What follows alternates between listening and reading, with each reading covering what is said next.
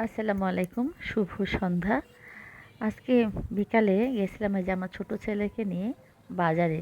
ওকে আমি সব কাজেই ও সব কাজে ওর আমি সাহায্য নিই। বাজার করার সময় ওকে নিয়ে যাই। তাছাড়া ঘরে যে কোনো কাজে ওর হেল্প চাই। ও কখনো বিরক্ত হয়, কখনো কৌতূহল হয়, কখনো নিজেই আগায় এসে কাজটা করে দেয়। আমি চাই যে ও সব কাজে আমাকে সাহায্য করুক। কারণ বড় হয়ে যেন বলতে না পারে যে এসব মায়ের তো দায়িত্ব ছিল। আর আস্তে আস্তে আমারও বয়স বাড়তেছে। ও যখন বড় হবে, ও যখন সংসার জীবনে কর্মজীবনে প্রবেশ করবে, ও যেন মনে করে না যে মার তো এসব দায়িত্ব।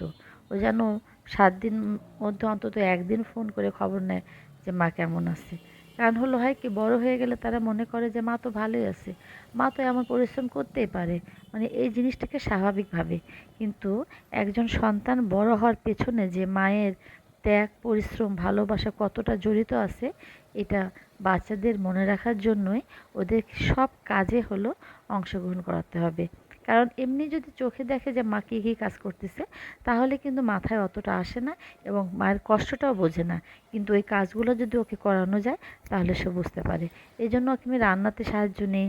তারপরে ঘর ঘর গুছানোর ক্ষেত্রেও সাহায্য করি। যেমন ওর বড় ভাই বোন কিন্তু কখনোই বিছানা টিছানা অত গুছাতো না, আমিই করতে দিতাম না। আমি দিতাম না যে থাক ব্যথা পাবে, বা আমি সব কিছু কাজ করে রাখতাম। অথচ ওকে আমি ইচ্ছা করেই করাই, কারণ অভিজ্ঞতা হয়ে গেছে। অভিজ্ঞতা একটা বড় বড় ব্যাপার।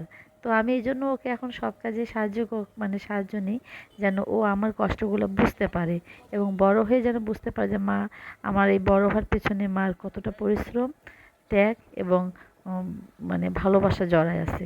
এটা যেন ও সবসময় বুঝতে পারে। ও যেন কখনোই মনে করতে না পারে যে না, আমি তো একা একাই বড় হয়েছি, আর এই কাজগুলো ছিল মায়ের দায়িত্ব। এই জন্য সব কাজে অংশগ্রহণ করা।